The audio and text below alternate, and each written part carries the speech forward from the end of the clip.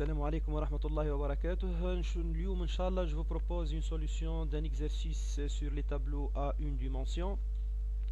Donc en fait c'est la correction de l'exercice 2 في السيري اللي هبطها في الجروب Facebook pour les élèves 3e année sciences. Je vous rappelle l'énoncé de l'exercice. On veut écrire un programme nommé crypté qui permet de remplir un tableau T par un caractère alphabétique majuscule avec n entre 3 et 20. Donc je n'habille au tableau T par des caractères majuscules. Crypter ces données comme suit. Donc convertir chaque caractère en sa représentation en code ASCII باش نحول كل caractère للكود ASCII متاعو.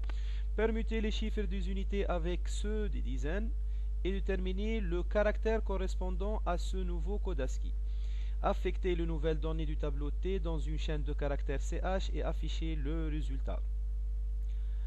أعطانا exemple.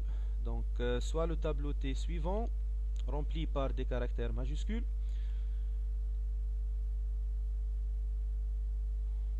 En appliquant le principe suivant, il va donc prendre la première case, اللي فيها le caractère A. Le code ASCII متاع A هو 65.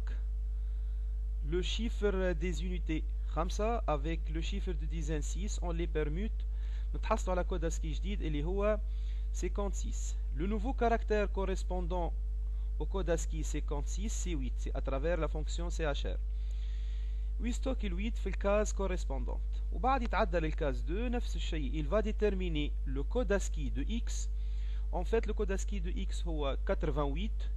Donc كي نعملوا permutation de chiffres des unités de dizaines باش تقعد 88. Donc avec عليه le caractère en question باش يقعد X. Et ainsi de suite jusqu'à la fin du tableau. Enfin, il affecte ces valeurs stockées dans le tableau dans une chaîne de caractères. Passons à la solution. Tout d'abord, on doit déterminer les données de l'exercice. Comme vous savez bien, un exercice qui traite le tableau, on doit tout d'abord saisir sa taille et le remplir. On commence par la saisie de la taille du tableau, c'est-à-dire les nombres des éléments du tableau. Donc, on va utiliser la structure de données n comme étant une variable de type entier dans laquelle on stocke la taille du tableau. La structure de contrôle à utiliser, c'est la boucle à condition d'arrêt répété pour contrôler la saisie de la variable n parce qu'il nous demande dans l'exercice de saisir la taille entre 3 et 20. Alors l'écriture algorithmique, ça sera comme ça. Répéter, écrire, entrer la taille du tableau, lire n jusqu'à n comprise entre 3 et 20. Donc cette séquence algorithmique permet de saisir la taille du tableau n avec un contrôle de saisie de la variable n. Passons maintenant au remplissage du tableau. Donc toujours dans la partie données de l'exercice. Pour remplir un tableau T, on a besoin donc d'un tableau T de un caractère.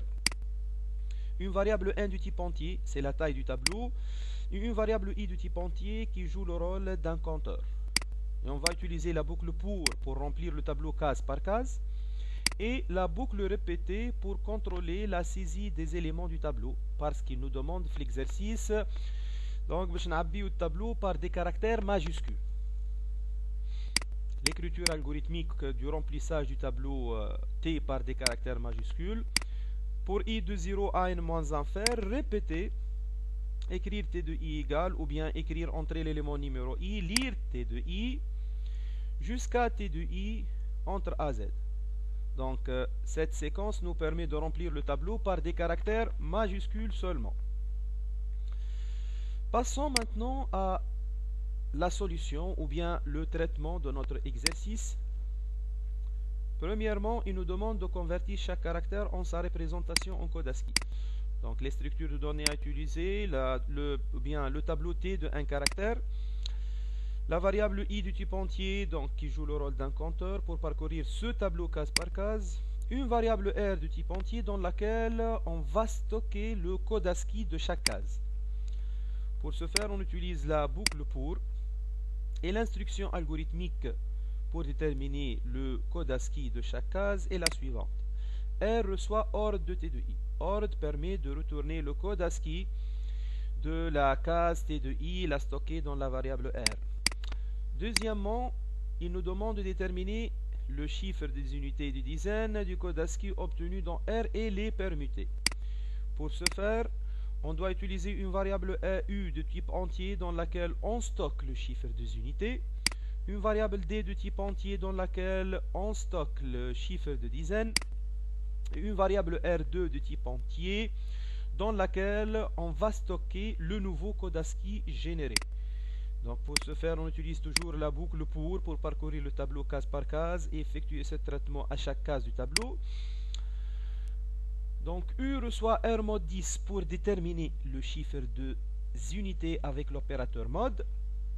Donc R, c'est la variable dans laquelle on a stocké le code ASCII de chaque case. D reçoit R div 10, c'est-à-dire on détermine le chiffre de dizaines. Et R2 reçoit U fois 10 plus D. En fait, c'est cette instruction qui va nous permettre de permuter les chiffres des unités avec le chiffre de dizaines. En fait, le code ASCII de A هو 65. chiffre des unités 5 كي نضربه في العشرة تولي 50. والchiffre de dizaines 6. 50 مع 6 تولي 56. Donc comme ça, on a permuté les chiffres de notre code ASCII. Donc, finalement, affecter les nouveaux éléments du tableau T dans une chaîne. Pour ce faire, on a besoin de notre tableau T de un caractère, c'est pas de n entier, une variable i du type entier et la variable ch du type chaîne. Et on utilise toujours la boucle pour parcourir le tableau. Et c'est l'instruction algorithmique qui permet de concaténer les cases T de i dans une chaîne. Voilà l'écriture algorithmique. Donc on prend une chaîne vide dans laquelle on va affecter les nouvelles valeurs des codes ASCII du nouveau tableau T. On parcourt le tableau case par case, on détermine le code ASCII de chaque case et on le stocke dans la variable R. Puis on détermine le chiffre des unités et le chiffre de dizaines de notre code ASCII. Puis on permute les chiffres des unités avec le chiffre de dizaines. Et enfin on stocke dans la même case. Donc T de I reçoit CHR de R2. CHR donc nous permet de renvoyer le caractère dans le code ASCII et R2. Et finalement, on concatine les différentes valeurs de chaque case dans notre chaîne CH. On obtient l'algorithme suivant. Donc algorithme crypté de but, répéter, écrire, entrer la taille du tableau, lire n jusqu'à n entre 3 et 20. C'est la saisie de la taille du tableau.